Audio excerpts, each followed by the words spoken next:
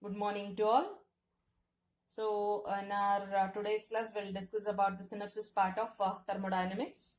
So, we have completed our theory. So, now thermodynamics is a branch of chemistry which deals with the chemical properties. So, that's a chemical reaction. So, we can call this one as chemical thermodynamics. So, we have an what a basic definition for all this. We have discussed system. System is the one in which observation is made. System is a part in which the observation is made. Surrounding, so living system, the remaining everything which is under universe, which comes under universe, is called as a surrounding. Boundary, so the boundary is the one which separates the system and surrounding, is called as a boundary. Boundary may be real or it may be imaginary. So we have types of systems here. So isolated system, closed system, open system, homogeneous, heterogeneous. Isolated, where no exchange of mass, matter or energy takes place. Closed system, where energy exchange is taking place, no matter exchange. Open system is the one where matter as well as energy exchange will be taking place. Homogeneous system is a system in which the physical state of the reactant and product, or throughout the system, it is the physical state remains the same, both for the reactant as well as the product. If the reactant are gases, then product also will be a gas. If such systems are there, then it is called homogeneous. It is same. Homogeneous indicates all the reactants or the system is uniform throughout.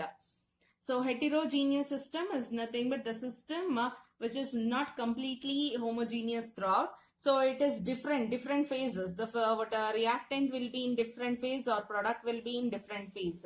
So such kind of different phases, if reactants and products are there, then it is called heterogeneous system. So we have macroscopic properties. Macroscopic properties are the one. So it is nothing but there are large number of particles. Macroscopic means large number of particles are there. So the properties, so which deals, or which in turns it is going to deal with the bulk behavior. So the properties of the system which arise from the bulk behavior of matter. The properties which arise from the bulk behavior of matter is called as macroscopic properties. Example: volume, pressure, refractive index, density, temperature, surface tension. So there are two types of macroscopic properties. One is intensive and the other one is extensive. Intensive is the one, intensive, when we say that intensive, independent. So remember in that way. So intensive, where IN is there, and independent. Intensive is nothing but the property which is independent of quantity of matter or size of the system. So that is the specific heat, refractive index, viscosity, melting point, boiling point, volume, concentration, volume per mole, it is concentration. So these are the examples for intensive properties. Intensive properties. Extensive properties, when we consider, these are the properties which are dependent on quantity of matter. So example: internal energy, enthalpy, entropy, mass, volume, etc. So we have two types of function. So one is the state function and the another one is the path function. So before moving to that, what is the state of a system? So macroscopic properties which determines the state of a system are referred to as state variables. So are also called as the state functions. That is nothing but, so the state functions are nothing but the physical properties which dependent only on the state, initial and final state of the system. Initial and final state of the system are called as state functions or state properties. So the other one is path function. Path function is the one where the properties dependent only, or it is dependent on the path through which the state is followed. Suppose we have an process taking place from A and B. So this is one path, and let us consider this one as P1, and this is another path, P2. Clear? So this is the initial point and this is the final point. A is the initial point and B is the final point. So the properties which ignore the path, either this path or this path, whichever may be the path, if a final point is observed, a final point is taken, if final point is considered or final point is reached, then then that is called as a state function. So let us take an example. So a student is going from home to school. Home to school. Clear? Now, so the student can go from P1 path also, P2 path also. So teacher doesn't ask through which path student has reached school. Clear? So when a student is going to school, that is nothing but teacher is not concerned about the path or the route through which the student has reached. So teacher is not concerned about the route or path, but parents are concerned. How parents are concerned? If he takes this route, energy consumed or energy spent by the student is less. But when you consider this path, so the student has to spend a lots of energy to reach the school. So parents are concerned about the student taking a path. So we can say that teacher is not concerned about the path taken. So we can say that teacher is a state function. Teacher refers to state function. Teacher want the student to leave from home to school. That's it. It doesn't matter through which route the student had reached school. But parents are concerned. So we can say that parents are of path function. They are concerned about the way in which the student has reached home. Clear it is? Followed. So we have next. So that is thermodynamic processes we have. So we'll move on to thermodynamic processes. So thermodynamic processes. Before moving to that one, we have thermodynamic equilibrium. What is this thermodynamic equilibrium? We shall see. And this is the new part, new concept, which is not there in our NCERT or theory part.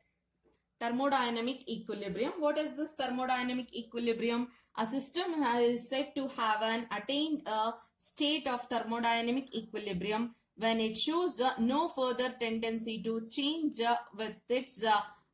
its property with time. Thermodynamic equilibrium is nothing but the system has attained an equilibrium. The system has attained a state of thermodynamic equilibrium in which no further changes are observed. Clear? It is in the equilibrium state.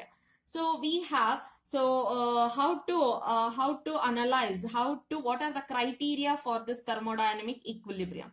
So we shall see some different types of equilibrium existing simultaneously in a system.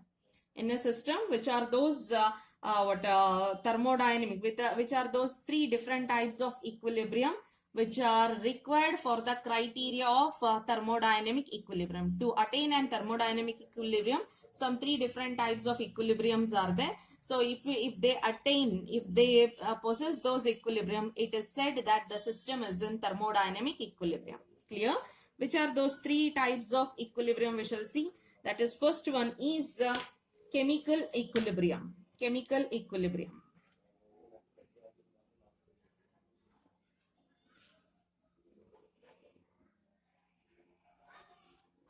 Chemical equilibrium. So chemical equilibrium is the one in which the composition of the system remains fixed.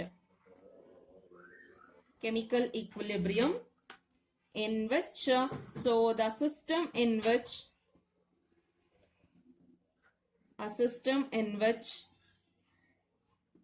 the composition, that is nothing but the concentration of the reactant and the product remains the same. Composition of the system remains fixed.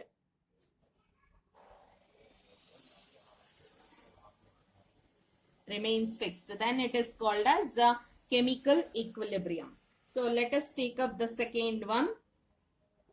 So second one is mechanical equilibrium.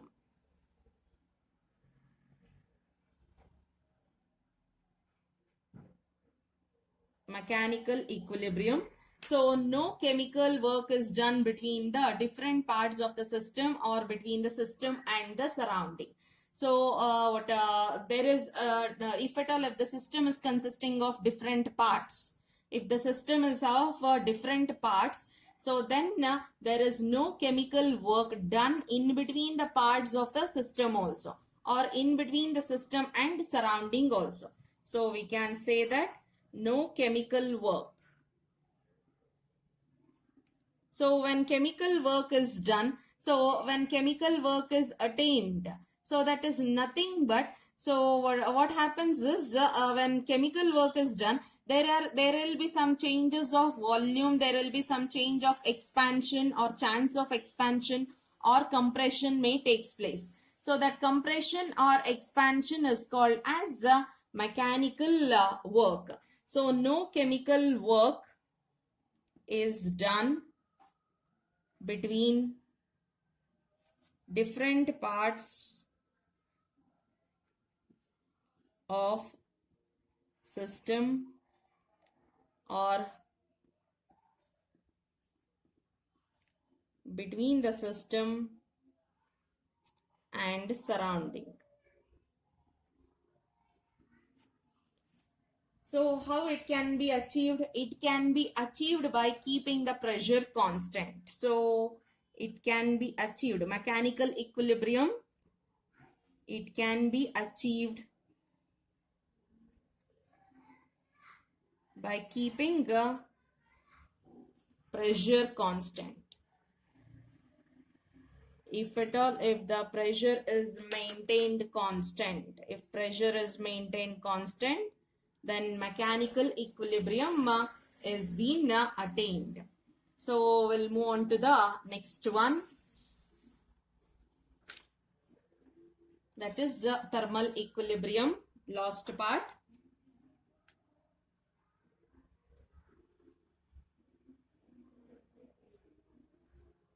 Thermal equilibrium.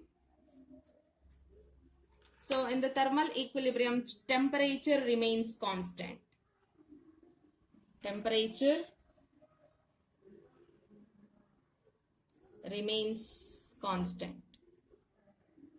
So how to write that one? So temperature, when temperature is remaining constant, that is nothing but so delta T is equals to 0. Delta T becomes equal to 0. Temperature is becoming constant. So now we'll discuss about the thermodynamic processes. So which are those thermodynamic processes? We shall see.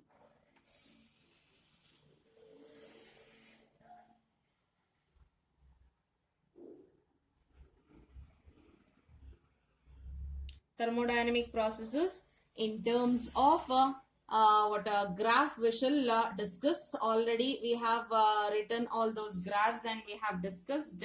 So we shall discuss about graphs itself in terms of graph.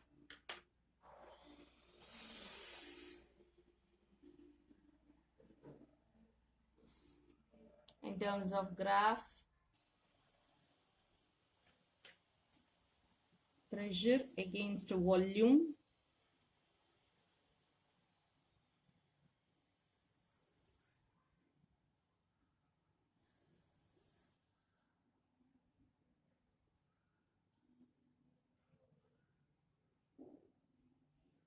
so this curve is for where pressure is constant. So you can observe whatever may be the volume changes, pressure is constant. So this is isobaric process where pressure remains constant. Change in pressure is 0 here. So this is of isochoric. Isochoric process. What are all the changes? So everything will change, but volume doesn't change. As you can observe, volume is constant here. So we can say that delta V is equals to 0. That is, change in volume is equals to 0. So likewise, we have adiabatic process as well as isothermal process. It is isothermal, adiabatic. Adiabatic, heat exchange won't take place, that is 0. Isothermal, change in temperature is 0. So temperature won't change. So temperature remains constant. So that is what 4 different types of thermodynamic processes. Clear? So next we'll move on to the next part.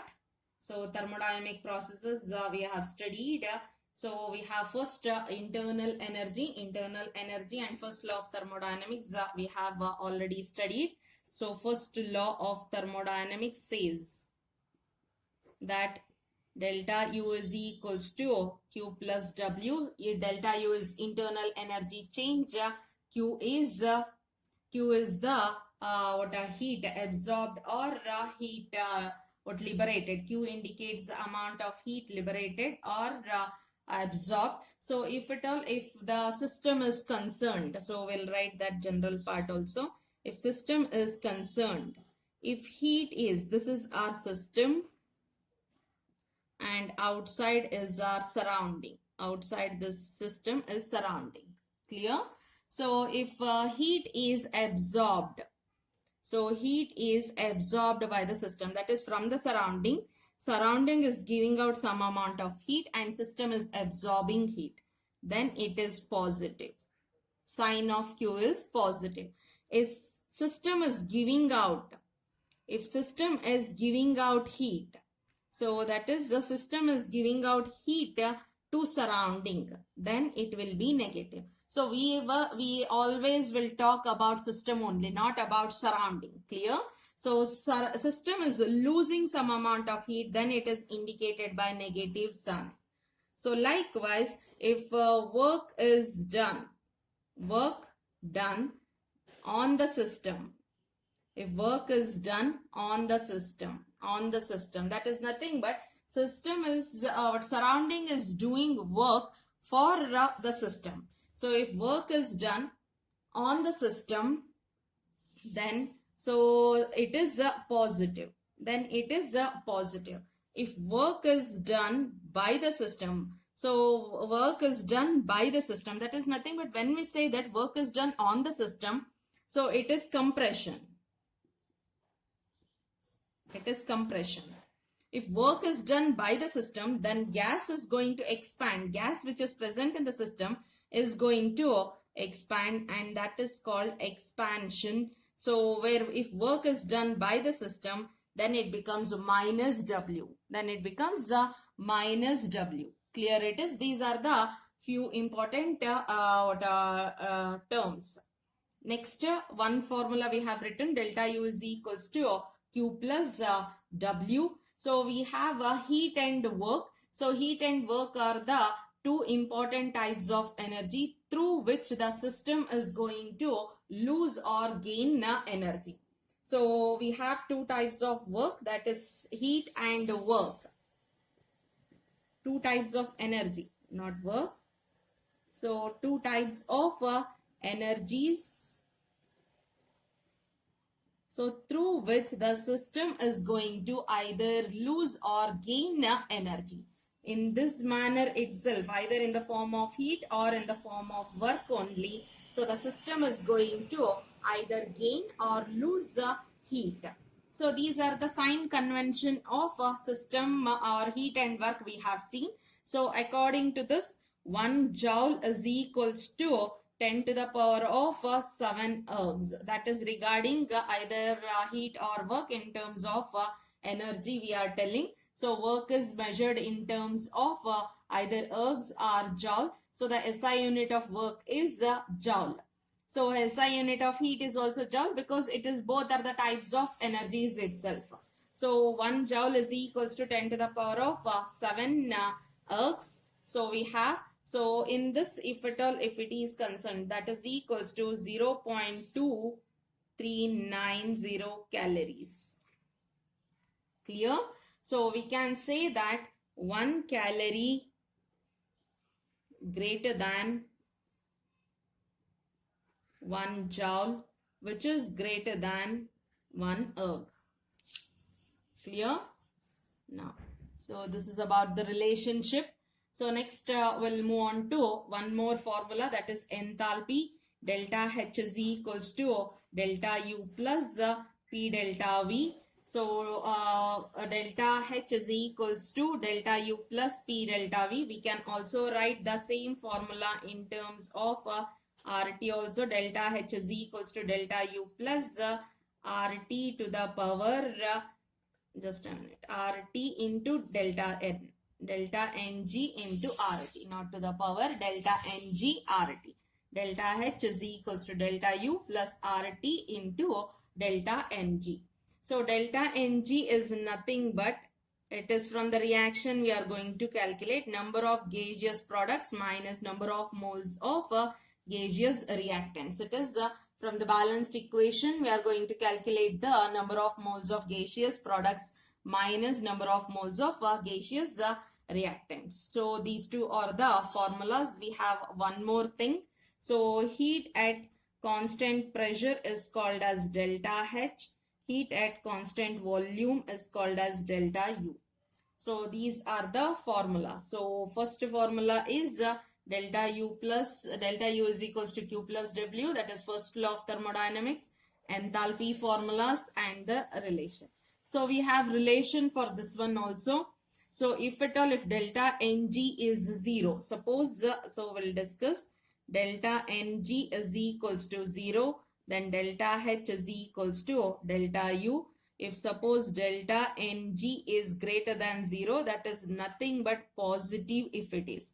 If it is a positive value, so then this becomes a positive value. So something is being added to delta U. That means that delta H is greater than delta U. If suppose delta Ng is less than 0, that is negative, then delta H is less than delta U. Clear? So these are the few conditions we should remember. Important for CET model. Next one, we have specific heat capacity or heat capacity. So heat capacity, we have a formula. This part is important. Mark it down. We have few formulas in this. So heat capacity is equals to Q into delta T.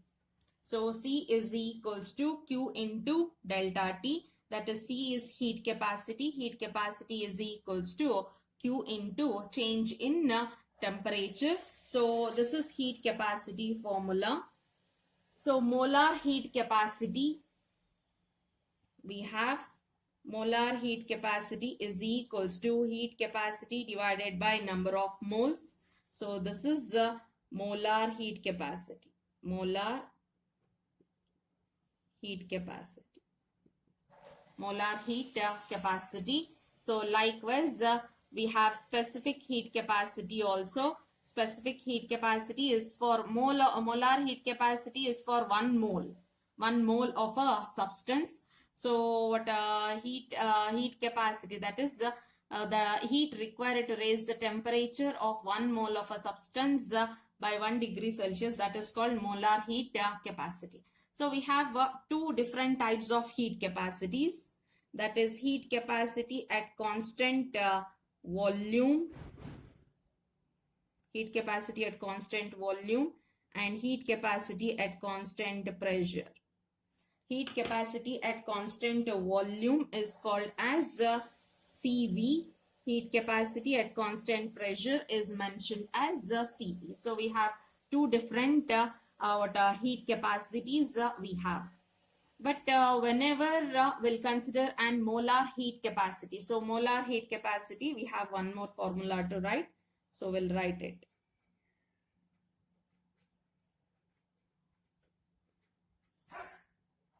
Molar heat capacity is equals to specific heat capacity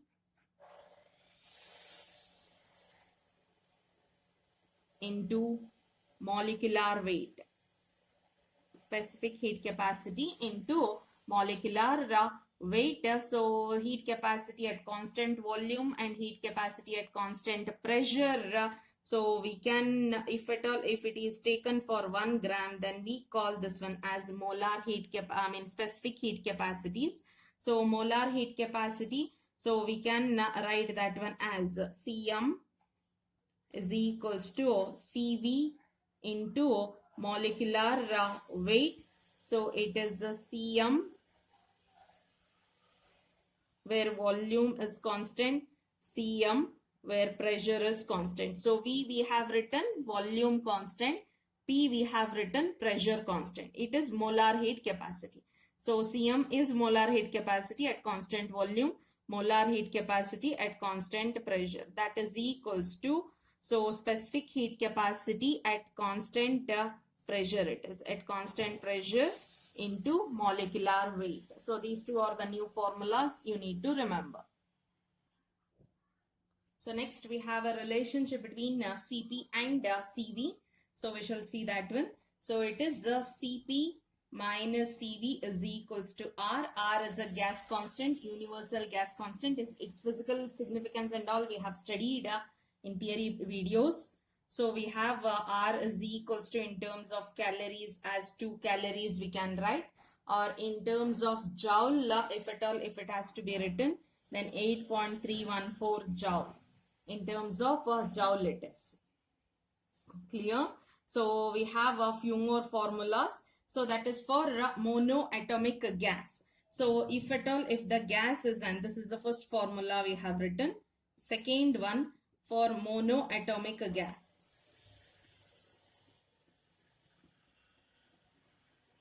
Monoatomic gas, Cv is equals to 3 by 2 R. Cv is equals to 3 by 2 R. And one more important thing. So that is Cp by Cv. That is the ratio. Cp by Cv is equals to gamma. So gamma indicates the ratio of molar capacities at constant pressure and constant volume. So gamma indicates the ratio of molar capacities. Why we are taking ratio? We shall see that one. So for what it is useful, we shall see. So we have for monoatomic gas, Cp also is there. Cp we can write. Cp for monoatomic gas, Cp is equals to 5 by 2 R here. Cp is equals to 5 by 2 R for monoatomic gas. So now for monoatomic gas, the ratio we are discussing. For monoatomic gas, ratio gamma is equals to Cp by Cv, that is equals to 5 by 2 R divided by 3 by 2 R, that is equals to 1.66. So you need to remember this one. So if at all, if it is for a diatomic gas, if the gas is diatomic, if it is existing as H2, if it is existing as N2, di, 2 atoms are there. And if it is monoatomic, when you are telling only 1 atom is present in that, so such kind of gases are called as monoatomic. So for diatomic gases, so the ratio becomes, so the ratio is Cp, the value changes again, Cv is equals to 7 by 2 R, and here it is 5 by 2 R. Cp is 7 by 2 and Cv is 5 by 2, it is 1.0. So the next one is for triatomic gases.